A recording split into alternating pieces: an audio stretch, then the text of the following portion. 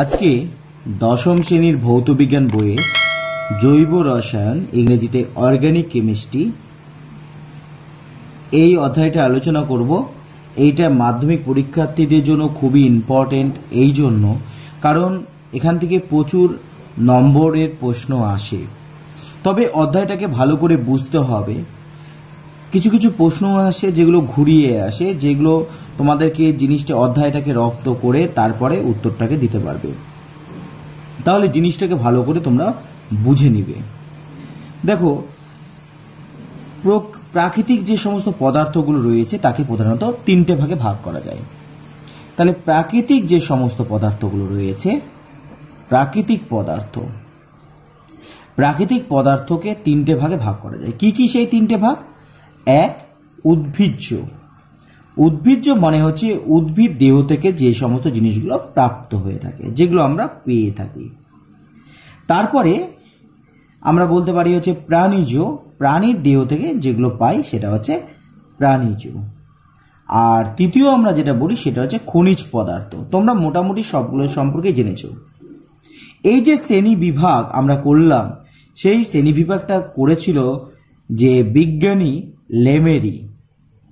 মানে এক একটা বিজ্ঞানীর মতে এক এক রকম পদার্থের শ্রেণী বিভাগ। তাহলে বিজ্ঞানী লেমেরি এর মতে যে প্রাকৃতিক পদার্থ রয়েছে, প্রাকৃতিক পদার্থকে কিন্তু আমরা তিনটে ভাগে ভাগ করি: উদ্ভিজ্জ, প্রাণীজ, খনিজ। যে সমস্ত পদার্থ উদ্ভিদ থেকে পাওয়া যায় সেটা উদ্ভিজ্জ, যেটা প্রাণী থেকে পাওয়া যায় সেটা হচ্ছে প্রাণীজ, এবং খনিজ হচ্ছে যেগুলো খনি থেকে পাওয়া যায় তাকে বলা হয় থাকে খনিজ। তো তারপরে যখন পরীক্ষা নিরীক্ষা করা হলো, তখন দেখা গেল এই উদ্ভিজ্জ এবং প্রাণীজর যে মেন উপাদানগুলো মোটামুটিভাবে একই ধরনের যৌগ এদের মধ্যে পাওয়া যায়। আমি যদি উদ্ভিদের ক্ষেত্রে দেখি, উদ্ভিদের ক্ষেত্রে প্রধান উপাদান কার্বন, হাইড্রোজেন, অক্সিজেন, নাইট্রোজেন। তেমনি প্রাণীর ক্ষেত্রেও প্রধান উপাদান হচ্ছে কার্বন, হাইড্রোজেন, অক্সিজেন, নাইট্রোজেন, এবং তারা একই ধরনের যৌগ দিয়ে গঠিত। তাই জন্য পরবর্তী ক্ষেত্রে প্রাকৃতিক পদার্থকে এই শ্রেণীবিন্যাস, এই ক্লাসিফিকেশনটাকে বাদ দিয়ে এটি নতুনভাবে গ্রহণ করা হয়েছিল। তাহলে এটা প্রাকৃতিক পদার্থকে আমরা কি দেখছি না, দুটো ভাগে ভাগ করা হলো। একটা হচ্ছে জৈব পদার্থ আর একটা হচ্ছে অজৈব পদার্থ। তাহলে প্রথমে যেটা ছিল সেটাকে কিন্তু আমরা আমরা ক্লাসিফিকেশন কখন করব, আমরা পৃথক শ্রেণীকরণ কখন করব, যখন তারা আলাদা হবে। কিন্তু পরবর্তীতে দেখা যায় উদ্ভিজ্জ এবং প্রাণীজের যে উপাদানগুলো সেগুলো তো মোটামুটি একই রকম। তাহলে এতগুলো শ্রেণীবিন্যাসের প্রয়োজন নেই। তখন কি হলো যে প্রাকৃতিক পদার্থকে দুটো ভাগে ভাগ করা হলো। একটা হচ্ছে উদ্ভিজ্জ এবং প্রাণীজ উৎস থেকে যে সমস্ত পাওয়া যায় তাকে জৈব পদার্থ, আর এমনি জড় বা খনিজ থেকে যেটা পাওয়া যায় তাদেরকে বলা হয়ে থাকে অজৈব পদার্থ। তাহলে প্রথমের যে দুটো ভাগ আমরা পেলাম, উদ্ভিজ্জ এবং প্রাণীজ, এই উদ্ভিজ্জ ও প্রাণীজটাই হচ্ছে জৈব। তাহলে কি হচ্ছে, তাহলে জৈব উপাদান কি? জৈব হচ্ছে যেগুলো হচ্ছে উদ্ভিজ্জ এবং প্রাণীজ বা প্রাণীজ দেহ থেকে পাওয়া যায়, প্রাণীজ উৎস অর্থাৎ তাদের দেহ থেকে পাওয়া যায়, সেগুলো হচ্ছে জৈব উপাদান। অজৈব উপাদান হচ্ছে খনিজ থেকে প্রাপ্ত বা খনিজ পদার্থ হচ্ছে অজৈব পদার্থ হয়ে থাকে। তাহলে আমরা যে দেখেছি লেমেরি কি করেছিল, প্রাকৃতিক পদার্থকে তিনটে ভাগে ভাগ করেছিল: উদ্ভিজ্জ, প্রাণীজ, খনিজ। কিন্তু পরবর্তীকালে দেখা গেল যে উদ্ভিজ্জ এবং খনিজ, এই উদ্ভিজ্জ এবং প্রাণীজ এই দুটো মোটামুটি একই ধরনের উপাদান দ্বারা গঠিত। তাই জন্য এই দুটো আলাদা দরকার নেই, তখন দুটোকে একসাথে করা হলো এবং নাম দেওয়া হলো জৈব উপাদান। আমরা যে জৈব রসায়নটা পড়ছি আজকে, সেই জৈব রসায়নটা আসলে উদ্ভিজ্জ এবং প্রাণীজ উৎস থেকে পাওয়া যায়। তাহলে জৈব পদার্থ কাকে বলা হয় বা জৈব যৌগ কাকে বলা হয় থাকে? তাহলে কার্বন ঘটিত যে সমস্ত পদার্থগুলো থাকে সেগুলোই হচ্ছে জৈব পদার্থ। তাহলে জৈব পদার্থ হচ্ছে কার্বন ঘটিত পদার্থ। তবে ব্যতিক্রম, মানে যেমন কিছু কিছু ক্ষেত্রে যেমন আমি বলতে পারি যে অ্যামোনিয়া, হ্যাঁ, তাহলে আমরা দেখছি যে অ্যামোনিয়াটা হচ্ছে অজৈব পদার্থ। তাহলে জৈব পদার্থের একটা যদি উদাহরণ দেখি তাহলে হচ্ছে CH4। তাহলে অজৈব পদার্থের উদাহরণ যদি বলে তাহলে অ্যামোনিয়া বলবো, আর জৈব পদার্থের উদাহরণ হচ্ছে CH4। এইটার নাম, এই যে আমরা CH4 লিখলাম, এটাকেই আমরা বলে থাকি মিথেন। জৈব যৌগের সব থেকে সরলতম, এটা হচ্ছে সরলতম হাইড্রোকার্বন। সরলতম হাইড্রোকার্বন। হাইড্রোকার্বন কথাটা ব্যবহার হচ্ছে এই জন্য, কারণ দেখো হাইড্রোজেন আছে এবং কার্বন গঠিত যৌগ, তাই জন্য এটাকে বলা হয়ে থাকে হাইড্রোকার্বন। তাহলে এই যে আমরা জৈব যৌগ পড়ছি, এই জৈব যৌগগুলো কি হয়, প্রধানত যে উপাদানটা থাকে সেটা হচ্ছে কার্বন। তবে এখানে একটা কথা, যে কার্বন থাকলেই যে সেটা জৈব যৌগ সেটা কিন্তু নয়। যেমন তোমার CO2, এখানে কিন্তু কার্বন রয়েছে, তবুও কিন্তু একে আমরা জৈব পদার্থ বলবো না। কেন বলবো না? কারণ এখানে হচ্ছে এই যে পদার্থগুলো রয়েছে, এই যে CO2, এটাকে কিন্তু আমরা অজৈব পদার্থ বলবো, কারণ কিছু কিছু গুণ থাকতে হবে, জৈব পদার্থে কিছু গুণ থাকতে হবে। যেমন তোমার 1 নম্বর গুণ হচ্ছে যে নন পোলার দ্রাবকে এরা হচ্ছে জৈব পদার্থগুলো নন পোলার দ্রাবকে দ্রবীভূত হয়, কিন্তু কার্বন ডাই অক্সাইড কিন্তু পোলার দ্রাবক। অর্থাৎ পোলার দ্রাবক কোনগুলো, নন পোলার দ্রাবক কোনগুলো, সেগুলোকে কিন্তু আগে জানতে হবে। অর্থাৎ যে কার্বন গঠিত যে যৌগকেই আমরা জৈব পদার্থ বলবো সেটা কিন্তু নয়। আমি এটা এখানে বললাম যে কার্বন ডাই অক্সাইড আমরা যেটা পেলাম, কার্বন ডাই অক্সাইড কিন্তু অজৈব পদার্থর মধ্যে পড়বে। তাহলে অ্যামোনিয়া এবং কার্বন ডাই অক্সাইড এগুলো কিন্তু অজৈব পদার্থ। তাহলে কিছু কিছু গুণ থাকে। তাহলে কি কি গুণ থাকে জৈব পদার্থের ক্ষেত্রে এবং অজৈব পদার্থের মধ্যে কি পার্থক্য আছে, সেটা কিন্তু আমাদের আগে জানতে হবে। অর্থাৎ তাদের বৈশিষ্ট্যগুলোকে আমাকে ভালো করে জানতে হবে। যে কার্বন থাকলো মনেই যে জৈব পদার্থ, সেটা কিন্তু কখনোই নয়। তাহলে জৈব পদার্থ আর হচ্ছে অজৈব পদার্থ। জৈব পদার্থ কিন্তু কার্বন থাকবেই, আমি যে কথাটা বললাম কার্বন থাকবেই। তবে এটাও বললাম যে কার্বন থাকলেই জৈব পদার্থ, সেটাও কিন্তু নয়। অজৈব পদার্থ কি হতো, কার্বন পরমাণু থাকতেও পারে আবার নাও থাকতে পারে। যেমন কার্বন ডাই অক্সাইডে কার্বন আছে, আবার NH3ও কিন্তু অজৈব পদার্থ, কিন্তু এখানে কিন্তু কার্বন নেই। তাহলে কার্বন থাকতেও পারে আবার না থাকতে পারে।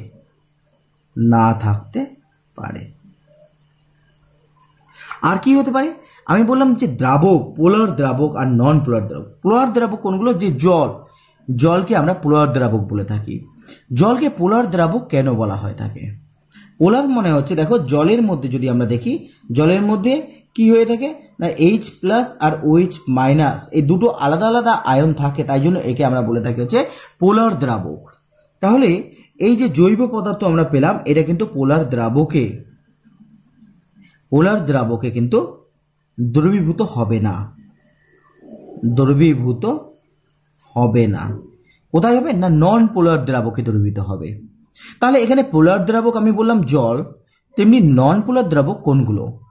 নন পোলার দ্রাবক হচ্ছে যেগুলো আয়নিত অবস্থায় থাকে না, তাকে আমরা বলবো হচ্ছে নন পোলার দ্রাবক। নন পোলার দ্রাবকের মধ্যে যেটা আমরা বলতে পারি সেটার নাম হচ্ছে অ্যালকোহল। আর অজৈব পদার্থগুলো সাধারণত পোলার দ্রাবকে দ্রবীভূত হতে পারে। তাহলে একটা জিনিস আমরা বুঝতে পারলাম যে দ্রাব্যতা দিয়েও আমরা কিন্তু জৈব পদার্থকে শনাক্তকরণ করতে পারি। যে কার্বন থাকলে মনেই যে সে হচ্ছে জৈব পদার্থ, সেটা নয়। আমার দেখতে হবে যে সেটা কি পোলার দ্রাবকে দ্রবীভূত হচ্ছে না নন পোলার দ্রাবকে দ্রবীভূত হচ্ছে। যদি পোলার দ্রাবকে দ্রবীভূত হয় তাহলে অজৈব পদার্থ, যদি নন পোলারে দ্রবীভূত হয় তাহলে হচ্ছে জৈব পদার্থ। এছাড়া আরো কিছু পার্থক্য রয়েছে। যেমন জৈব পদার্থের ক্ষেত্রে দেখব স্ফুটনাঙ্ক এবং গলনাঙ্কটা কম হয়ে থাকে। তাহলে গলনাঙ্ক ও স্ফুটনাঙ্ক কিন্তু কম হয়ে থাকে, আর এর ক্ষেত্রে কিন্তু স্ফুটনাঙ্ক গলনাঙ্কটা কিন্তু অনেক বেশি হয়ে থাকে। তারপরে আমরা দেখলাম যে এখানে ক্যাটিনেশন ধর্ম থাকে, এখানে সমবয়তা লক্ষ্য করা যায়। আমি এগুলো পরে আলোচনা করব যে সমবয়তা কাকে বলে। তাহলে সমবয়তা থাকে এখানে, কিন্তু যে অজৈব পদার্থে সমবয়তা থাকে না। তাহলে এইটা কিন্তু তোমাদের HW থাকলো, যে অজৈব এবং জৈব পদার্থের মধ্যে পার্থক্য। তাহলে আশা করি তোমরা জৈব এবং অজৈব পদার্থের মধ্যে পার্থক্য করতে পারবে। আচ্ছা, এইবার যে কথাটা বলছিলাম যে সমবয়তা কাকে বলা হয়? সমবয়তা হচ্ছে যখন একাধিক পরমাণু কি হয়ে থাকে, বিভিন্ন রূপে অবস্থান করে থাকে। কোনো যৌগ, ধরো একটা উদাহরণ আমি দিই তাহলে ভালো হবে, যে CH3CH2OH, এটার মধ্যে দেখো কতগুলো কার্বন রয়েছে, দুটো কার্বন রয়েছে। হাইড্রোজেন কতগুলো রয়েছে? 3 2 5 এখানে 6টা হাইড্রোজেন রয়েছে আর অক্সিজেন রয়েছে একটা। আবার দেখো আমি যদি এটাকে এইভাবে লিখি CH3OCH3, দেখো এখানে 2টো কার্বন রয়েছে, 6টা হাইড্রোজেন রয়েছে, একটা অক্সিজেন রয়েছে। অর্থাৎ আমি এদেরকে যদি লিখি তাহলে কেমন হবে, যে কার্বন হচ্ছে 2টো আছে, হাইড্রোজেন রয়েছে 6টা আর অক্সিজেন, কার্বন আগে লিখতে হয় হাইড্রোজেন। তাহলে যাদের সাধারণ সংকেত একই, এটা হচ্ছে সাধারণ সংকেত, তাহলে যাদের সাধারণ সংকেত একই হবে, সাধারণ সংকেত একই কিন্তু বিন্যাসটা আলাদা, কিন্তু বিন্যাস আলাদা, তাকে সমবয়তা বলা হয়ে থাকে, তাকে সমবয়তা বলে। তাহলে এই সমবয়তা তাহলে কার ক্ষেত্রে দেখা যায়? সমবয়তা কিন্তু এই জৈব পদার্থের ক্ষেত্রে দেখা যায়। এই সমবয়তা কিন্তু আবার বিভিন্ন ধরনের হতে পারে। কখনো কি হতে অবস্থান গঠিত সমবয়তা হতে পারে। দেখো এখানে যে সমবয়তা আমরা করেছিলাম, দেখো কি পার্থক্য, এখানে OH আছে অর্থাৎ অ্যালকোহল, এটা মাথায় রাখবে যে OH হচ্ছে অ্যালকোহল। আর এখানে দেখো এই যে বন্ধন অক্সিজেন লিখেছি, দুই দিকে দাগ আছে, এই ধরনের হলে তখন তাকে বলবো ইথার। তাহলে এটা হচ্ছে কার্যকারী মূলক কি হয়েছে, কার্যকারী মূলকের জন্য তারা আলাদা আলাদা যৌগ গঠন করেছে, একে কার্যকারী মূলক ঘটিত সমবয়তা বলা হয়ে থাকে। এটার নাম আমরা পাবো হচ্ছে ইথাইল অ্যালকোহল, আর এটার নাম হচ্ছে ইথার, ডাইমিথাইল ইথার। তাহলে OH যদি থাকে তাকে আমরা বলবো হচ্ছে অ্যালকোহল, কোনো যৌগে OH থাকার মানে হচ্ছে সেটা হচ্ছে অ্যালকোহল, আর এই যে বন্ধন এটা যদি থাকে তাকে বলবো আমরা হচ্ছে ইথার। তাহলে কার্যকারী, এগুলোকে বলা হয় কার্যকারী মূলক।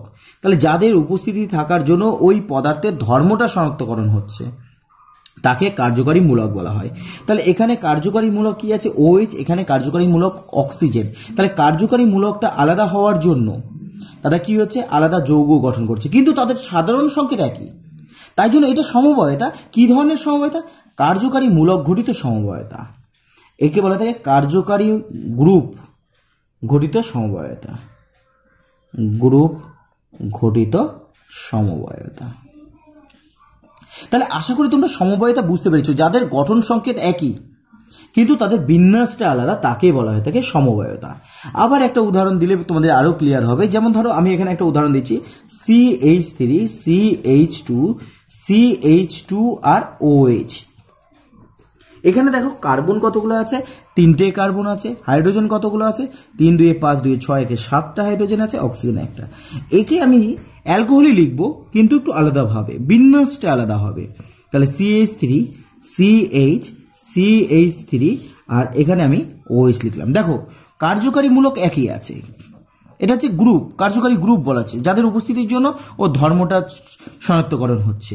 দেখো এখানেও অ্যালকোহল আছে, এখানেও অ্যালকোহল আছে, কিন্তু পার্থক্য কোথায়? এখানে প্রথমে অ্যালকোহল আছে, এখানে কিন্তু মাঝের দিকে অ্যালকোহল আছে, অর্থাৎ দুটো কিন্তু আলাদা আলাদা যৌগ। এই যৌগটার নাম হচ্ছে N প্রোপাইল। এর পরের দিনে ভিডিওতে আমি তোমাদেরকে নামকরণ শেখাবো, এই যে নামকরণগুলো কেমন করে হচ্ছে। আপাতত আজকের জন্য তোমরা মুখস্থ করো যে এটার নাম হচ্ছে N প্রোপাইল অ্যালকোহল, আর এটার নাম হচ্ছে আইসোপ্রোপাইল অ্যালকোহল, আইসোপ্রোপাইল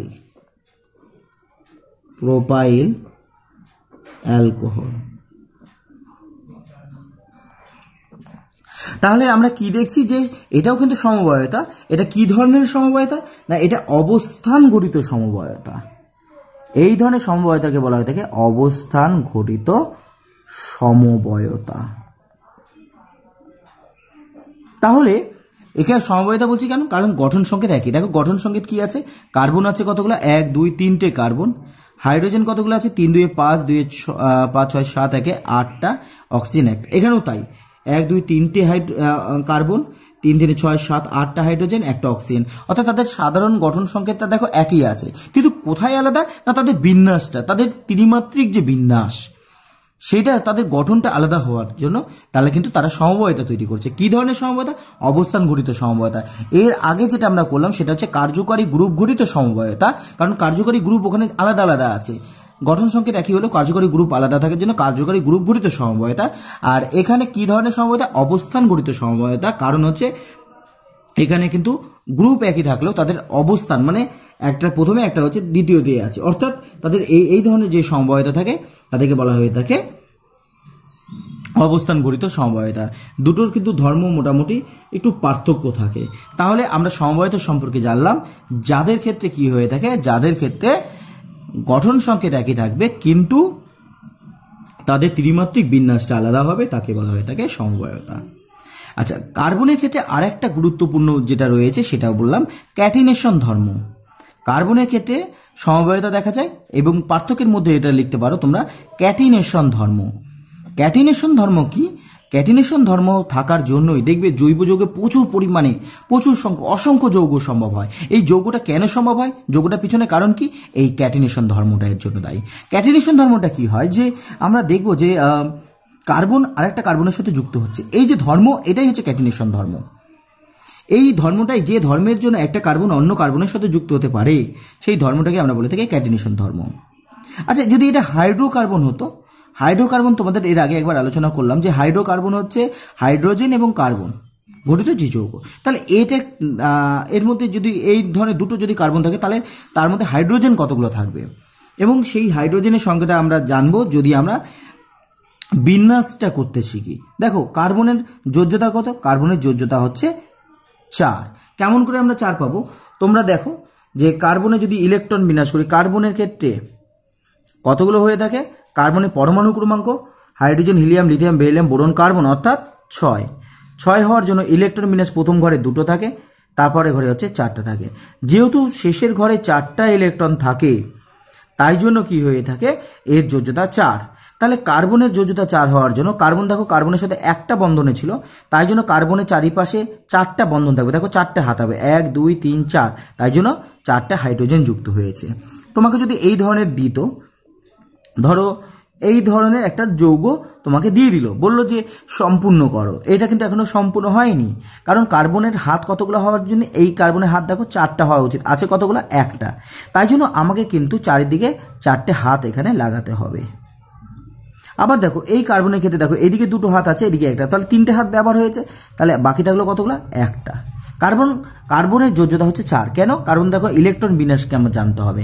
আমরা পরমাণু পর্যায় সারণী পড়েছি, সেখানে ইলেকট্রন বিন্যাস আমরা জেনেছি ইলেকট্রন বিন্যাস কিভাবে করতে হয়। আচ্ছা, এবারে এই কার্বনের ক্ষেত্রে দেখো তাহলে এখানে 2টো আছে, তাহলে একে 4টা করতে হবে, তাহলে এখানে একটা হবে আর এখানে একটা হবে, দেখো 4টে হয়ে গেল। তাহলে তোমাদের কিছু হোমওয়ার্ক আমি দিয়ে দিচ্ছি, HW দিচ্ছি, যে এই ধরনের একটা হাইড্রোকার্বন যৌগ, আমি বলে দিচ্ছি যে এটা একটা হাইড্রোকার্বন যৌগ আছে, তোমাকে একে সম্পূর্ণ করতে হবে। যেমন এটা সম্পূর্ণ করার পর এর নামটা কি দাঁড়াবে?